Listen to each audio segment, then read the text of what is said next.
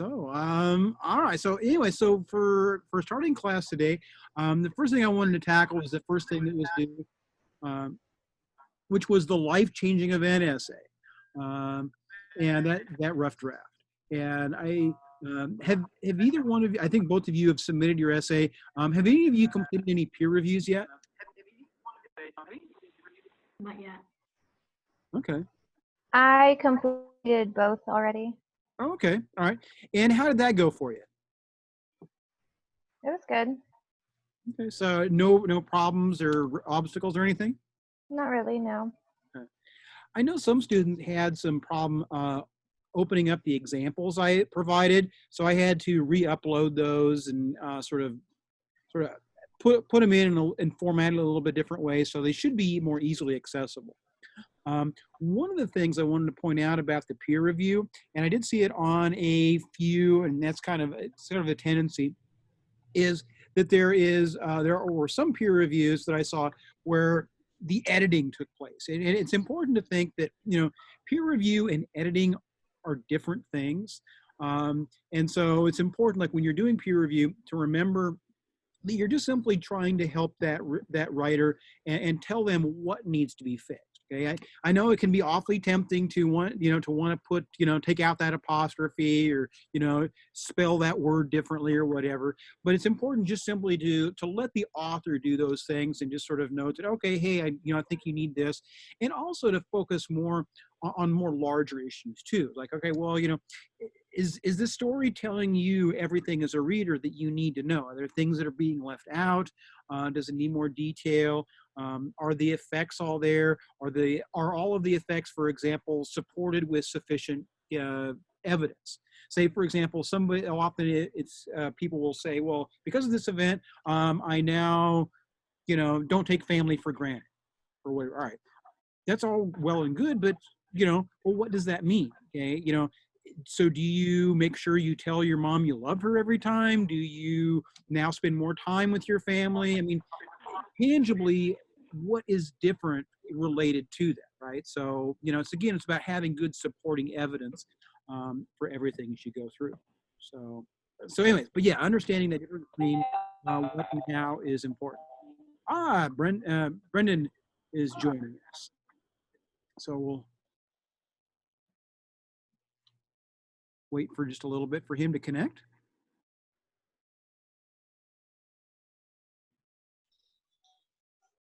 All right, Brendan, I see you're connected. All right, can you hear us?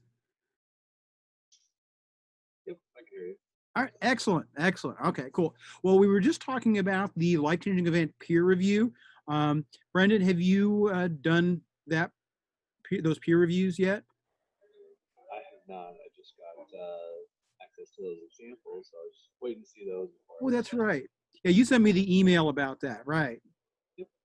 Yeah, and what I was telling Kaylin and Rihanna, or reminding them, is just that when we're doing peer review, to make sure you stay on the right side of the line in terms of doing peer review, and to not think about it like editing. In peer review, you're just sort of, again, telling the author what he or she should do differently.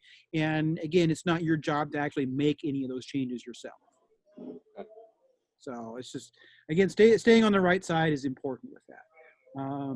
But how did the uploading process go and everything else, other than accessing those examples, of course? Everything else went great. Okay, cool. All right. So as we're talking about that life-changing event essay, and we are going to be handing in the final draft of that on Tuesday, and I'll also be reading everybody's essay and at least giving you some sort of preliminary feedback. I'm not going to maybe read it in as detailed of a way, but at least I'm going to be providing advice for everybody. I'm going to send you emails about, ways that you can make your essays even better, so that, what you hand in on next Tuesday is as good as we can possibly get it. So anyway, so that's what we're going to do for that. But any questions about what you have to do for that final draft that's due next Tuesday? Okay, well, that's good. And again, one of the ways to make sure to use peer review is, as other people have done, is by seeing what other people have done for their life-changing event. It helps them think about maybe, just by seeing other examples, it's sort of informative, because then you can say, all right, well, maybe I should add this, or, do whatever. So, think about what you can learn from reading others' work and apply some of those things that you see there to your own. So just kind of as a heads up to kind of think about how you might use that. So, cool. All right. Now, the other thing that was due on Tuesday was the comma worksheet. And I did actually get that, get everybody's graded and get feedback. And for the most part, what I did was I just I highlighted where the comma issues were, the comma errors were. Has anyone seen your feedback for that comma worksheet assignment?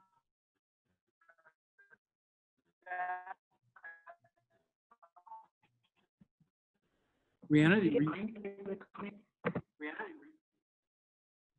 what was that, Rihanna? I didn't have a chance to look over it yet. Okay, all right. Brendan, Kaylin, you guys, either one of you see your feedback for that comma worksheet? If you get mine, I put it as a comment. I'm sorry, Kaylin, your audio is cutting out. I said, did you get my assignment for the comma? Because I turned on the comment. Well, oh, that's right. You submitted it as a PDF file, didn't you? Yeah. Yeah, no, yes, I did get that. And so I think I uploaded a file with things that were marked.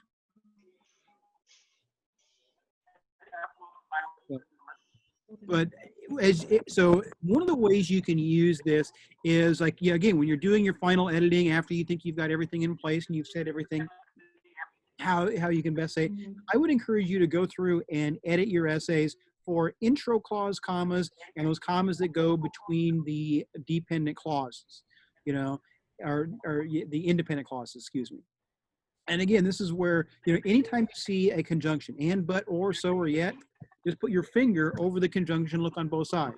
If you have a complete sentence on both sides, you add a comma. If not, no comma. It's fairly cut and dry. So, all right. Any questions about that comma worksheet at all? Anybody have any issues or any questions about it? Okay. All right. Well, all right. So the next thing we're going to talk about then, I'm going to go ahead and go to share screen so we can go over the next essay assignment. All right. So we're getting ready to hand in one and we're going to the next one. All right. So let me move this down and all right. So here we are in our current week. And again, as a reminder, this is the best way to access the class, is just go into the module, to go into the week 3 assignments, and then, see everything here. Again, you have just links for all of the assignments, but also the reading. So for example, for this week, you need to read chapter 42 and chapter 16. The other thing too here is that you have also the link for the response post for the discussion forum, because most people for like the week 2 discussion did remember those response posts, but the thing is the prompt for the response post doesn't show up in the calendar. Okay, and so that's why some people missed them, and I think that was the reason for that, is that it doesn't show up there. Well, if you think about this in the module, you go here and use this as sort of the hub that you work off of. That's really kind of the way that I set the class up. So just kind of going forward is kind of the best way to do that. Okay. But anyway, so what we want to take a look at for today is the evaluation essay assignment sheet and guidance. Okay. So has anybody had a chance to look at this essay assignment just yet?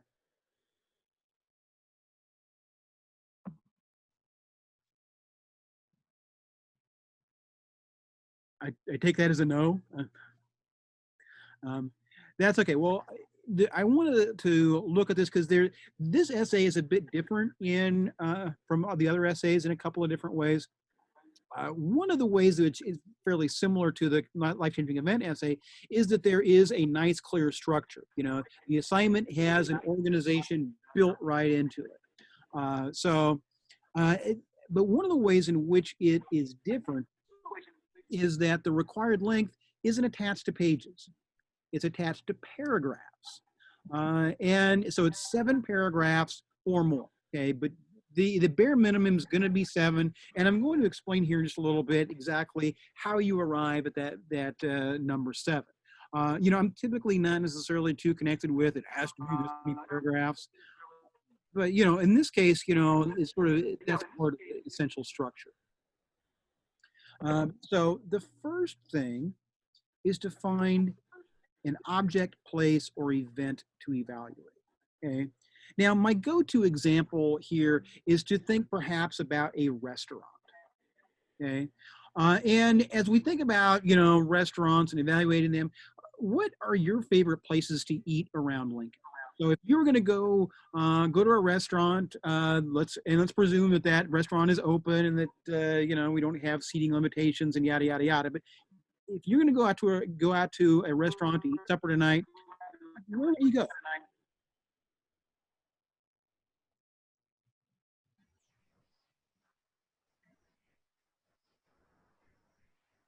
Kaylin, where would you want to go? I'm sorry. Where would you want to go if you were going to go out to eat at a restaurant this evening? Where would you go as far as any place in Lincoln? Hmm.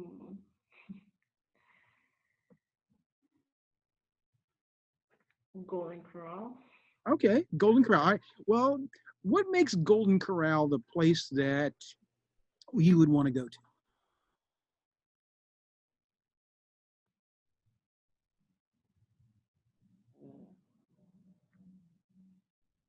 I mean, why Golden Corral as opposed to, I don't know, McDonald's or Red Lobster or, you know, Texas Roadhouse?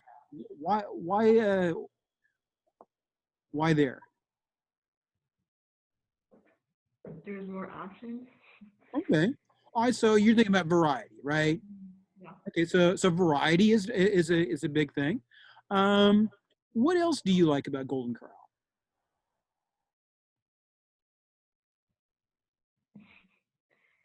Like, why else would I want to go there? If I've never been there, why? Tell me why I should go. You can eat more than one. All right, right. It's a buffet, right? So you get to eat as much or as little as you want, right? You get to control your portion sizes. Okay. All right. So we've got variety. We've got, you know, portion control. Now, does the food there taste good? I assume. Yeah. Okay. Right. So you've got that too. What about the service of the location? Do you usually get the good service there? Yeah. Okay. All right. All right. So those would all be your reasons to go. Rihanna, where would you want to go? Texas Roadhouse. Texas Road. Now, Yeah. why? What makes them so great? Their rolls and the service is good and it's just a good environment. Okay. All right, so the food and mainly those appetizers, the rolls, and actually when I Hmm. ask this question of students, you know, when they talk about Texas Roadhouse, the rolls is usually sort of at the top of their list. They talk about, you know, the places. Just like Hmm. you go to certain restaurants, you know, like you go to a Mexican restaurant, you know, people will talk about, oh, it's a great place to go because, you know, they've got great chips and salsa, you know. Um, Hmm. so, all right, so it's got the food. You said, well, the atmosphere, okay, Hmm. and then the atmosphere is certainly a big part of it. Any other reasons you could think of why you might encourage somebody to go there, or why you would choose to go? They just have good food. Okay. And that's, you know, certainly that's important. If you're a restaurant, you know, that's your reason for existing, right? Is to provide people Hmm. good food. So, all right, makes perfect sense. Brendan, what about you? Why? Where would you want to go?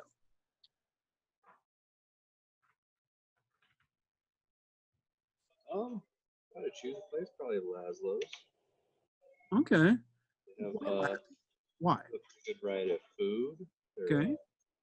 they tend to bring in some specials every once in a while. Like a couple times ago, I was there. They had a tuna special, Okay. and they brew their own beer on site there too. So that kind of a big old bonus. Okay. All right. So thinking about the beverage options. Okay. So that's a part of it. Um, Again with the menu. Okay.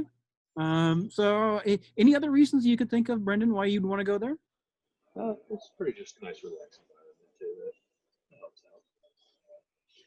Right, and that, you know, and think about it as a relaxing atmosphere is important, and it's also perhaps a good point to discuss. Well, that we each have, say, different needs, and we might have different needs on different days. So, for example, Brendan, you know, if you've had a hard day for whatever reason, that may be where you'd want to go, right?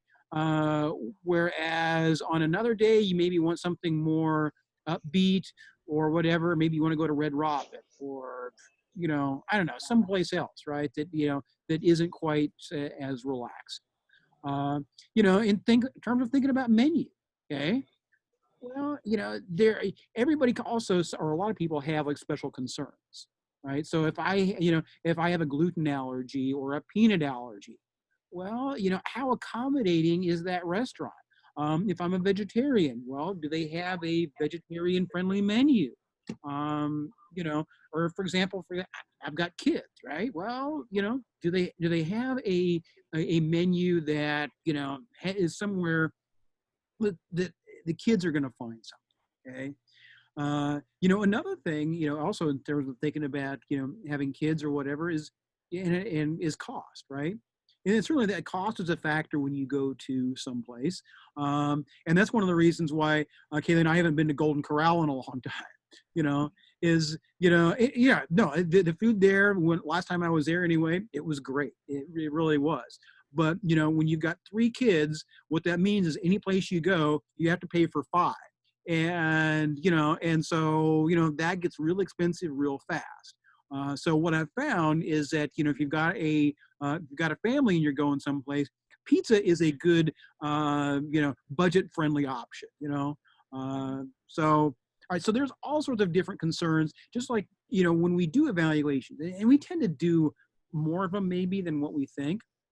So for example, whatever car you drive, the car I mean, if you chose, or if you went car shopping and you arrived, with a, 2004 Honda Civic or whatever, that was the result of, doing a lot of evaluating.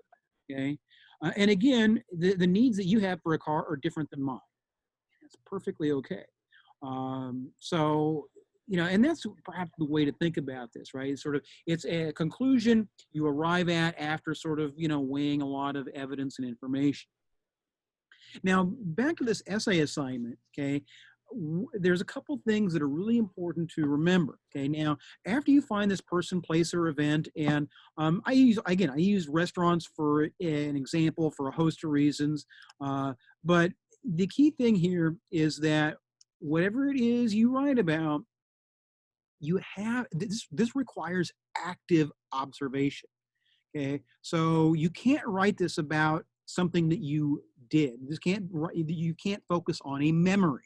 Okay, it has to be active observation. You have to go there, be 3-dimensionally in that place or whatever, in the presence of whatever you're evaluating, and evaluate it taking active notes. Now, there are different ways to approach it. So for example, a student in another class said, well, one of her favorite places to go is Virginia's Cafe out on Cornhusker Highway. I don't know if any of you know where that's at. But she said that she'd been there a number of times, and it was just some place that had a real home-like environment. And so it's like, well, I said, and I told her, well, if you evaluate Virginia's Cafe, that's great. But again, you have to visit there.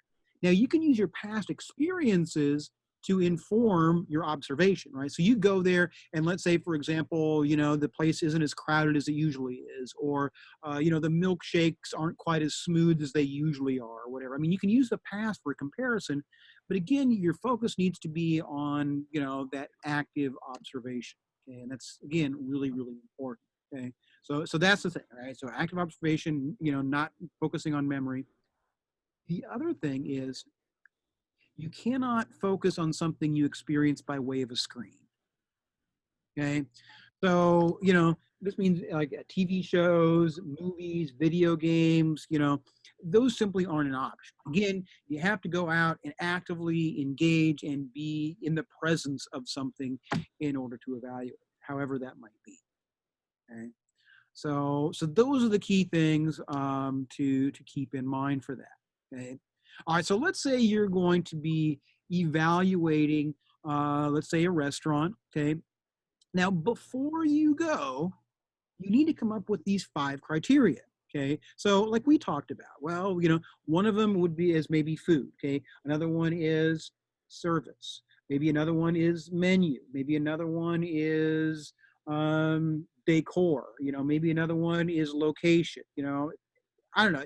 Again, you're going to create those 5 criteria, those things that are most important to you. Okay. All right. So now, after you've chosen what you're going to evaluate, you've chosen the criteria you're going to use to evaluate it with, then you go and observe for at least 45 minutes. You can observe longer than that, and the longer you're there, the more information you have. Now, in thinking about it in terms of that kind of time length, you could, and some students have, evaluated where they work. They could say, all right, well, I work at, the Runza on North 84th Street. Okay, all right, great. But if you're going to do that and you're an employee there, then you aren't evaluating the restaurant in the same way as you would if you're a customer, right? You're evaluating, all right, how good of a job is this? Does it provide me the flexibility does I need? Does it provide me with, sufficient wages? Does it do yada, yada, yada, right? So you're approaching that restaurant as a job, not necessarily so much in terms of what it delivers the customer, right? Because you can't approach it that way. But I will say, let's say if you do work at the Runzer, or let's say you have been a server at a restaurant and you go and evaluate another restaurant, there's all sorts of ways in which that experience informs your thinking. And you probably, look at some things that, other people might overlook. Okay. So, but having the criteria beforehand, again, sort of, what to look for. Okay. And when you're taking these notes, you also want to make a lot of detailed notes, and a lot. Okay, you want to make so many notes that, quite frankly, that a lot of it's going to end up on the cutting room floor. Okay, and even little stuff. Let's say, for example, you're sitting down at a table at, let's say Mom's Cafe, right? And let's say you see the salt and pepper shakers in front of you, and you're looking at them, and the more you look at it, you realize, boy, those things are dirty. There's grease, there's, whatever. And this, of course, makes you look at other things, right? So now you're looking around, see that, boy, things aren't clean, okay? And so then you look maybe over where the floor meets the wall, and you're like, boy, look at all those dust bunnies and some really old M&Ms, right? And that makes you think, oh, okay. And after you've seen that, you probably don't want to see the kitchen, right? So, so looking at those details, all that little stuff. And again, maybe cleanliness is one of your criteria. I don't know, right? So, again, it's like whatever's important. But, so take lots of notes. And like I say, if you think you've taken too many notes, take more. The more information you've got, the better you are, okay? All right, so the next thing you got to do is compose the written part. Well, the first thing is you want an introductory paragraph that sets the set, right? Your reader needs to know when and where you're at. And again, wherever it is you are, what time of day it is, those are important things that factor in, okay? So, all right, so you've got that. Then you need at least one paragraph for each of the criteria, okay? So if, let's say, you're going to evaluate this restaurant according to service and appearance and cleanliness or whatever. Each one of those needs at least one paragraph. Maybe more, okay, but at least one, okay? So you can kind of see where this is adding up, right? So you got one paragraph for the introduction, 5 for discussing the criteria. We're up to, what, 6 paragraphs? And then you need at least one that's a summary, okay, that basically says, all right, Mom's Cafe, despite being unclean and in a really awkward location, it's still worth searching out because the service is wonderful and the food is great, right? and this is another thing too, is when you are arriving at your overall conclusion, right? These are basically, you've given your reader all these clues, and where's where you basically spell it out. You want some balance, okay? Wherever it is you go, if somebody writes about something as being all good or all bad, there's certainly a part of us that wonders, well, is it really? Because even someplace it's mostly bad is only mostly bad. There's still something that didn't, they did do right. If you go to some place and it's, really wonderful, well, everything can be improved. So, having a balance, even if it's, 95 and 5% or whatever, is going to be something that's important. Okay. Now, as you're translating your notes to your essay, a couple of things to keep in mind is that not everything's going to end up in the essay.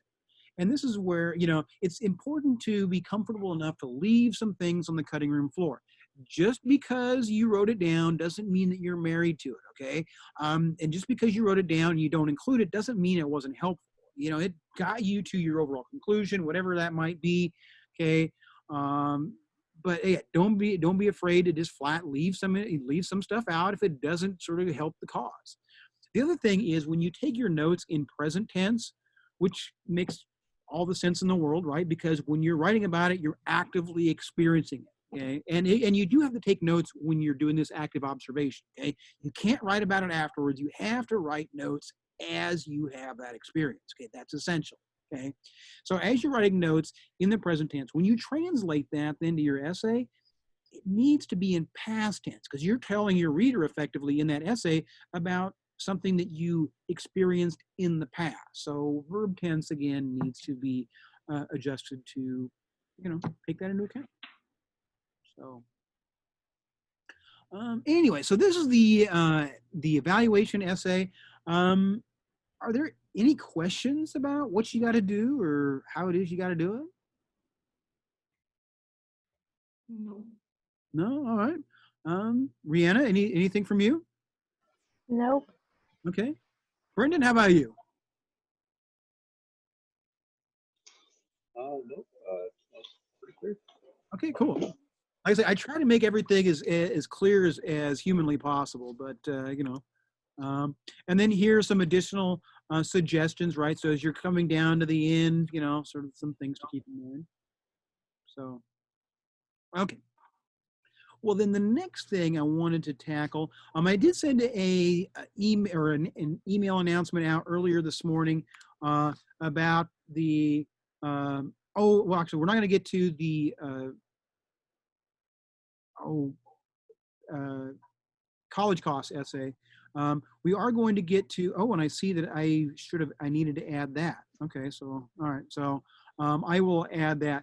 Okay, but one of the things is the response to an evaluation. Okay, let's go there. And I don't know, I think one of you handed this in, have handed this in already. But one thing I wanted to go over is the difference between a published review and a user review. Okay, because I did field a question about this, I think, from someone in another class. And so if you haven't, I just kind of wanted to clarify this. Now, a published review is something that is written by a professional, okay, and is published in some sort of professional forum, okay, and not a user review, okay, because you can go on Amazon and let's say, I don't know, you bought some socks, right, from Amazon, right? You can go and you can find user review people who talk about, oh, I bought these socks and they were wonderful, okay? And that has its place, right? Because if I want to buy something, I can do that, but that's not a professional evaluation, okay?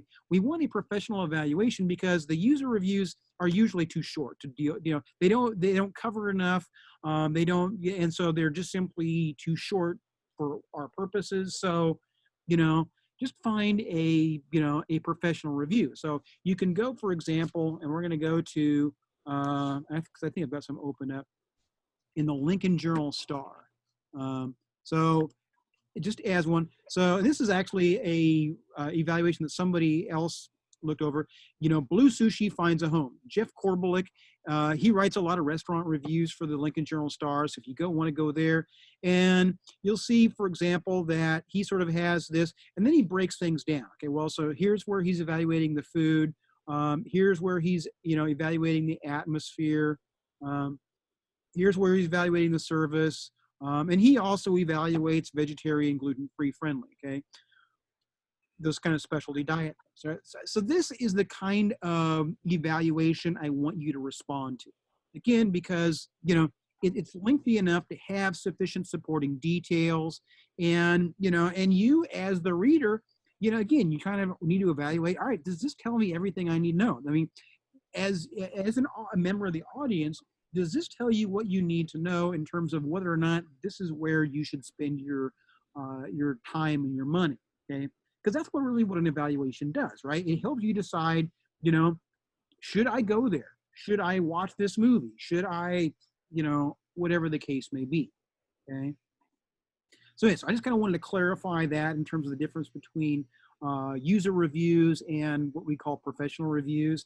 You know, I had somebody in another class say, well, where can I find them? Again, you can go there. You could go to here and say new Corvette review, okay? All right, and you can go to car and driver, and here's a review. Here's another review, okay?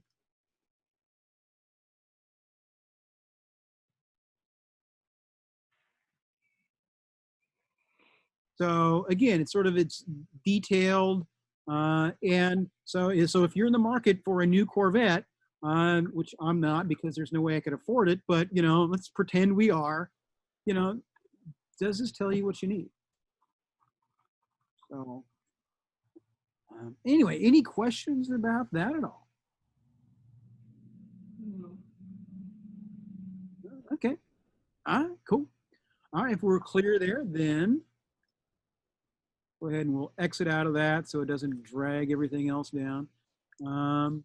So, okay. Then the next thing, actually, we're going to go out here.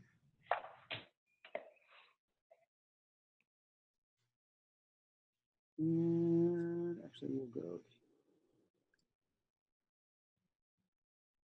Okay.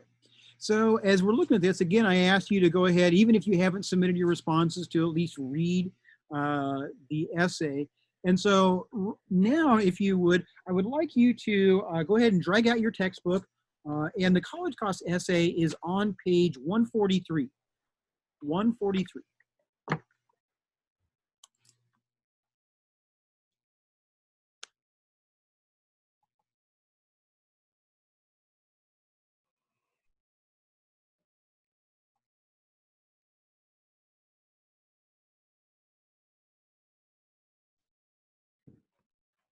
Okay, Lynn, you got it? You got it out? I do. All right, cool. Brendan, how about you?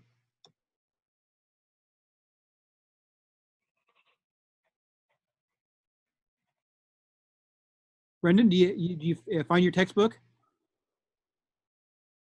Maybe stepped away like Rhiannon. So Rhiannon, you got your textbook now? Yep, I got it. Excellent, excellent. I assume Brendan just stepped away for a minute. But there's a couple things here that I wanted to address with this because sometimes there's some misunderstanding. Okay, so all right, so you got your books open up to page 143, and the first thing we want to say is when we're looking at the author, you know, this, you know, as you've read it, in this essay, the author doesn't refer to himself at all. Okay, this is written sort of objective third person. He's not, you know, he doesn't refer to himself anyway. Okay, and the key thing here too is that I said ignore any information outside the essay itself. Okay, that means that paragraph that comes before the essay that says this was published in Time Magazine in 2014. Okay, that's nice, but quite frankly, for our purposes, it doesn't matter. Okay, because what we want to focus on is the content of that essay, and that's all we want to do. Okay, so with this, then the thing is, well, then how do we evaluate whether or not this is something we can rely upon? Okay, well, how do we do that? How do we evaluate something when we can't judge the author's credibility directly because he or she doesn't refer to him or herself? How do we do that?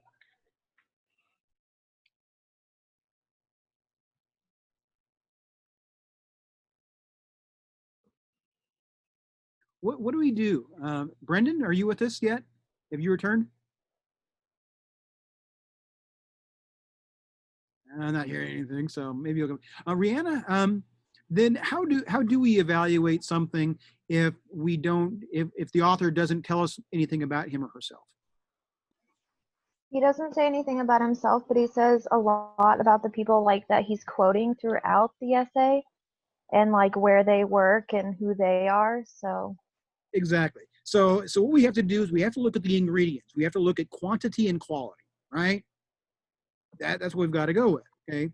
Now, what is the first source of information that Marcus uses?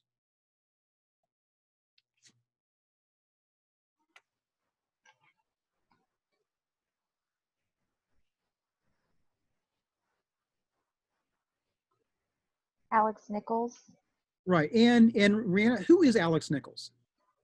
he is a 5th-year senior. Right. He's a 5th-year senior, right? So he's exactly who our author is talking about. Okay. Mhm. And now this is this is an anecdote. Okay. And and you've probably heard people debate, say, different cultural issues, and they just simply swap anecdotes. Well, so and so here did this, and so here did that. Okay. Well, and anecdotes are only as good as in terms of how representative they are or aren't. Okay.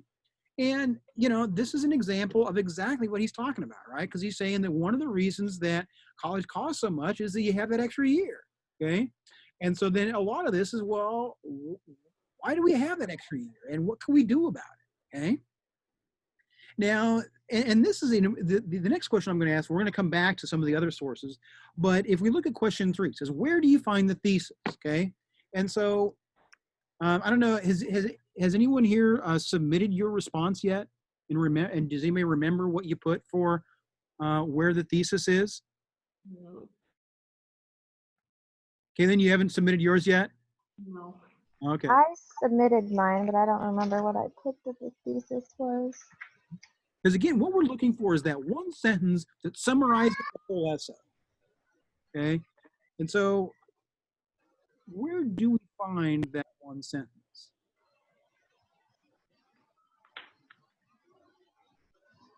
I think what I put for the thesis was the nearly 9 out of 10 freshmen think that they'll earn their bachelor's degree within the traditional 4 years, according to a nationwide survey conducted by the Higher Education Research Institute at UCLA. But Okay. the U.S. Department of Education reports that fewer than half that many actually will. Okay. No, you're close, but that's simply, I mean, that's a nice piece of evidence and information from our author, but our thesis is found just a little bit later.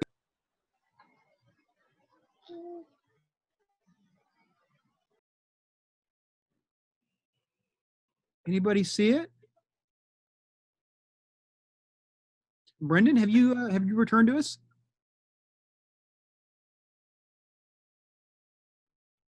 Yeah, right, maybe not. Kaylin, do you see it?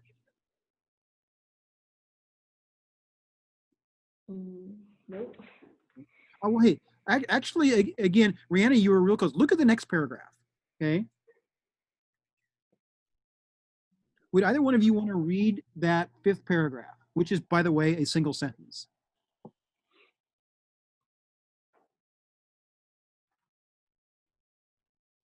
Kaylin, you want to go ahead and tackle this? Go ahead and read that 5th paragraph. Where is it? It's paragraph 5. It's on page 144. And it's the paragraph that says, that means the annual. See where I'm at? Yeah. Okay, go ahead and read that sentence for us, please. That means that Anna calls the college a source of so much anxiety for families and students, often overlooks the enormous additional expense of the extra time it will actually take to graduate. Right. Does that not summarize the whole essay? Yeah. Yeah, okay. And that's why it's a thesis. Now, you might reasonably be wondering, well, why in the heck is that thesis buried, right? I mean, in most essays, you let's say the most common place to find a thesis is at the end of the first paragraph, okay? And that's not where it is here, okay? And then you might be wondering, well, why? Why is the thesis buried? Well, one of the reasons is that this essay is using something called the focus structure. Okay. Now, the focus structure, it basically takes a look at looking at a larger thing by first introducing us to an experience that's more personal and that we can relate to. Okay.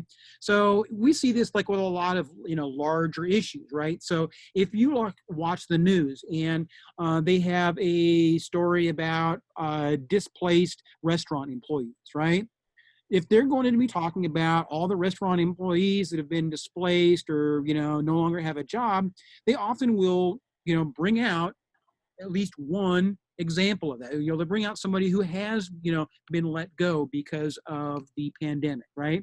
And that is a way of connecting with this larger issue. You've probably heard the saying that's often attributed to Stalin that says, one death is a tragedy, a million is a statistic, right? And that's the whole thing is when you start just talking about numbers and that's all you have, the numbers end up just being a bunch of digits that are easily sort of, interchangeable. Okay. But starting off with an example, it's like we understand why this is important, right? So that's part of that. Now, and so what you'll do in the focus structure is you start off with an example, you'll transition into the larger story, okay? And then, and this is key too, is look at the last two paragraphs of our essay, okay? This is on page 146, right? And who do the quotations in these last two paragraphs, or at least in the very last paragraph, who are we talking to? Nichols. Nichols, right? So what we're doing is we're coming back to the example we were introduced to at the beginning, right? So there's a way when we come around to the beginning, there's a sense of everything working towards a common goal, there's a sense of cohesion. And again, what it does is it reminds the reader of why this is important, right? We talk about college and, and ultimately we have to think about, well, how does this impact the students, right? I mean, that's first and foremost, okay? So with that in mind, think about, okay, let's go back then to the other parts of evaluating the authority. All right, so we've got Alex Nichols. Where else does our author get information from? What other sources does he use? And Rihanna, you had one when you were writing that, right? We have the Higher Education Research Institute at UCLA. Okay. Yeah. So we've got those two. Where else?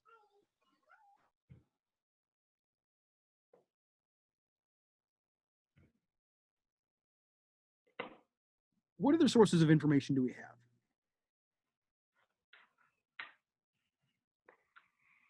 Brendan, I don't suppose you've rejoined us, have you? Brendan? Okay. Kaylin, do you see any more? Hmm.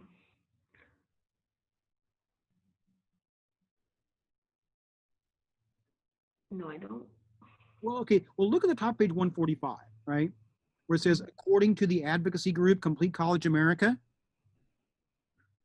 Yeah. Well, that's another one, right? Because they're again, they're attributing information. This information comes from where? Complete College America, okay? The very next sentence, okay? A separate report by who? The Los Angeles-based Campaign for College Opportunity. Yet another resource, okay? And then you've got all sorts of people, all related to, higher education, all this. And we actually have a total of 10 separate sources, okay? So we got 10 sources. And are they valid? Are they good? Are they something we would generally think as being something that's trustworthy? Rihanna, you're shaking your head, yes? Yeah. Yep. No, and I would agree with that, right? You know, if we look at, again, the quality and the quantity of the sources, we could reasonably say that, you know, it's reasonable to have faith in the credibility that's here. Okay? And that's how we get there, right? Now, who do you think that this essay was written for? I mean, who did Marcus think is going to get the most benefit out of reading this? I think that it was intended for like college students or even parents that pay for their children to go to college, to kind of give them a heads up that it can cost more than what they expect it to. And why do you think that our author had them in mind? Because I mean, he wrote about like how people don't expect that. Right. So he's giving them a heads up. He's saying, well, hey, I realize you don't expect this, but this is the way it is, right? Right. So again, this is about who can benefit the most. And that's exactly it, right? Now, interesting, you talk about parents paying for it. There is was it paragraph 11? There's sort of an assumption, talks about parents paying for college. You know, I guess maybe in some places that might be a reasonable assumption, but I know, you know, from visiting with students that there's a lot of students who pay their own way, or, you know, have other means of, getting through college other than, their parents. Certainly, there's that. But so, all right, so there's that.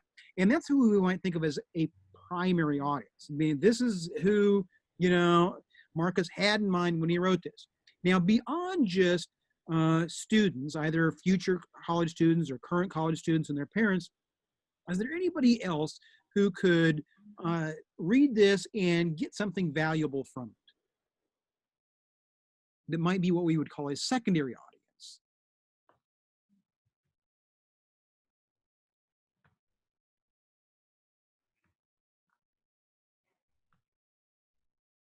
Kaylin, Mm. any ideas? Mm. Well, think about this, who else could do something with this information or act on it?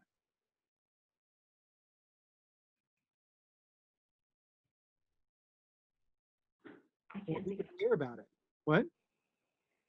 Huh? Or who else would care about this kind of information?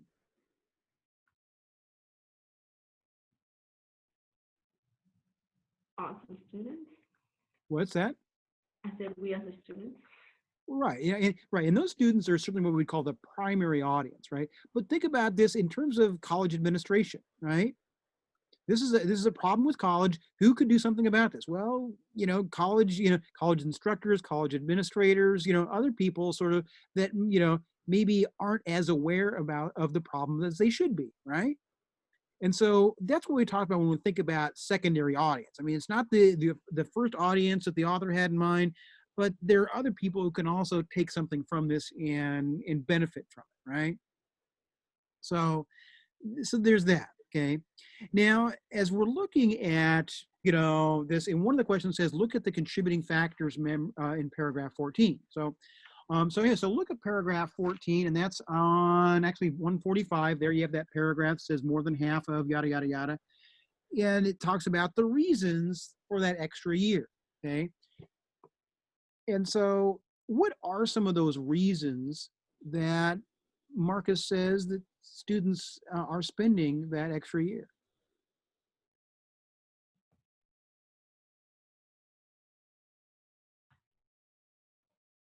Brendan, I don't suppose you've rejoined us, have you?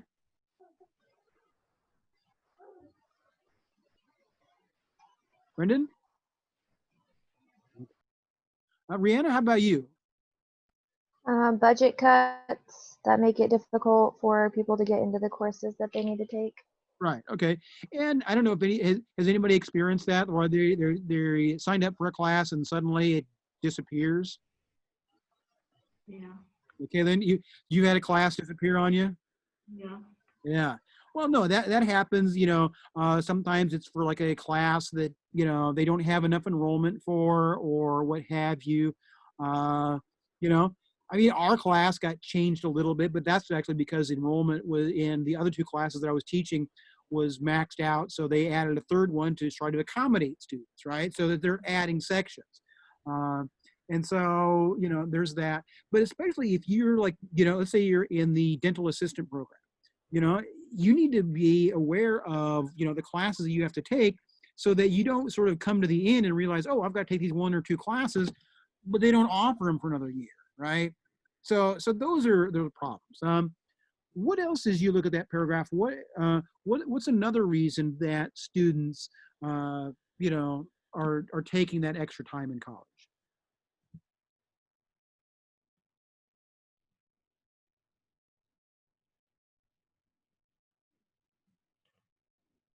What's the first thing it mentions in that paragraph, actually? Having to retake subjects such as math and reading that Right. they have taken in high school. Right, those are sort of like those foundational classes, and so right, so you enroll at SEC. They test you for English and math just to see where you're at, and so they can put you in the right class for wherever your skill level is. And students might have to take classes before you take, say, a class that actually counts for transfer. Okay, and that can be really frustrating, right? You come into college and suddenly you've got to take these classes that you've already had, but for whatever reason, you sort of didn't acquire the skills those classes were intended to give, right? And so, so taking those extra time. So, and that happens, because they say, oh, well, you're not ready for, this level of math or what have you. And that adds to time, it adds to frustration. And so that's another one of the reasons, okay, for why, students end up taking that extra time. Now, if you look in that paragraph 17, again, we're getting towards the end. It's the like third to last paragraph. What kind of solutions does Marcus say that perhaps are ways to deal with this? Kaylin, in that third to last paragraph, paragraph 17, what does Marcus say that could or should be done to deal with this? A complete college America? The one? No, this is the one. It's on 146. It's the third to last paragraph in the essay. It starts with policymakers urge. You see that? Yeah. Okay. So what is one of the solutions that policymakers have suggested for dealing with this? What's the first one he mentions? Adding more sections required for sources. Okay. So, all right. So adding those sections that students, get kicked out of because there's low enrollment or, or whatever, right? Or they don't have enough instructors. Okay. All right. So add more sections. Okay. Now it costs more money to do that. But again, on the student end, it's helpful. What other solutions do we see that policymakers are advocating?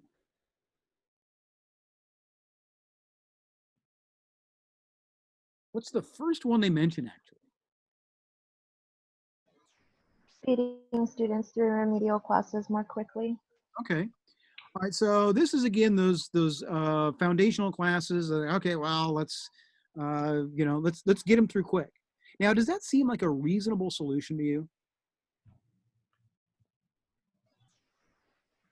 I mean, kind of, but kind of not, because it benefits the student. But if you're speeding through it too fast where they can't actually learn anything, it's not very beneficial. Right, because ultimately it's a intention. One of the reasons that SEC Mhm. converted the semester schedule is so that so that students actually remember what they were supposed to learn in the class. So and I would agree with that. That there's a lot of times when you take something like that and you go through it too quickly, it's not an effective use of time. Now, there are some cases where students come in and they take that, foundational math class and basically they get a reminder and they're like, oh yeah, that's right. I remember how that works. And that's all they need. That's all they need.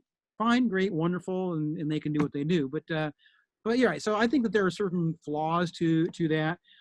What's another solution that is listed there?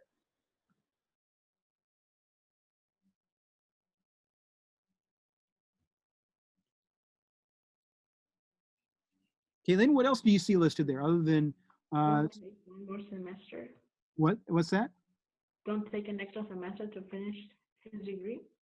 Right, and taking that extra semester, and this is sort of and this is the last thing that is mentioned, right? But what's the last solution there in that paragraph?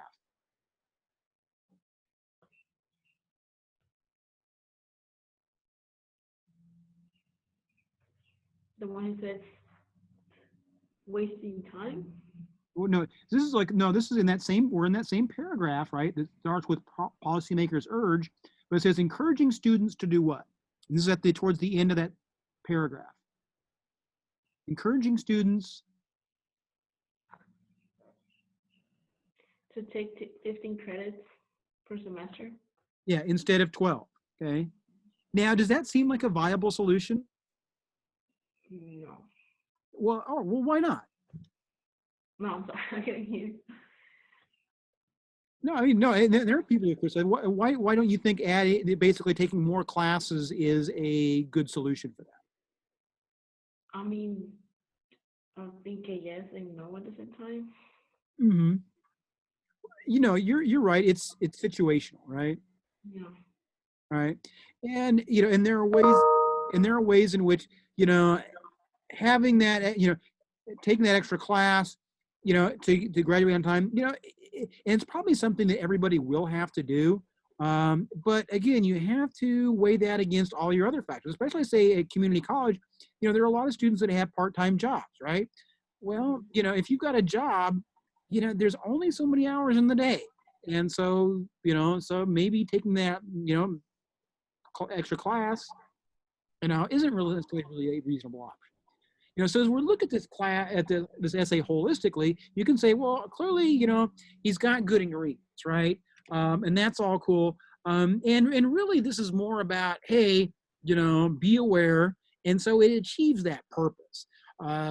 But you know, we could also take this further and say, all right, well, you know, if he was going to redirect this, say at college administrators, you know, and he would probably want to focus more on what those solutions are, right? But again, this is also part of that, you know, his primary audience, students, okay? And so, you know, that's, you know, the main thing is just simply about making them aware. So that's also maybe explains why he doesn't go further than with the solutions. So anyway, any other thoughts or questions about anything in there? No. Okay. All right, well, the last thing I wanted to go over, and this is, I want to show you the week coming up, week 4. And note that for this, okay, so you're going to have the descriptive paragraph. You've already got that, right? The final draft for the life-changing event. So, all right, you're already aware that. Then one of the discussion is junior's place. So, and junior's place requires you to read, okay, I guess I need to adjust the video link also, I'll take care of that. But anyway, is an essay by Beth Ann Finley where she goes and visits this juke joint, okay? And a juke joint is basically, it's like a dive bar where they play live music, okay? But a juke joint more specifically focuses on blues music. And so, I'll fix this link. It's actually, the link is actually a video taken in Junior's place with Junior Kimbrough playing a song that I think is actually kind of cool. So, but anyway, that kind of fleshes that out. And it also helps to point you towards, you know, the supporting details for your evaluation essay. So anyway, all right. So then the other thing is observing wolves' responses. So there is you need to read and respond to Observing Wolves by Farley Moat, okay? And it's an essay that is where this guy goes up and to northern Canada and, as the title would suggest, observe some wolves. And it's actually an excerpt from a book called Never Cry Wolf. And Disney made a movie out of that in the early 80s. And so I included this so you can kind of see what this corner of the world looks like. Because I know when I first read about, you know, that, oh, we're in northern Canada, I imagined 3 foot of snow everywhere. And that's not quite the way it is, at least not in the summer months when Farley Moat's writing about. So that just kind of, you know, hopefully give you some background on that. So anyway, so I'll be making this section available tomorrow. And then the other thing is, so the following Tuesday, we have the Common Splice worksheet. So, all right, any questions about anything at all before we dismiss for today? No. All right. No. All right. Well, excellent. Okay. Well, we'll plan on seeing you next Thursday. And until then, like I say, let me know if anything comes up. All right. All right. Take care, everybody. Bye. Bye.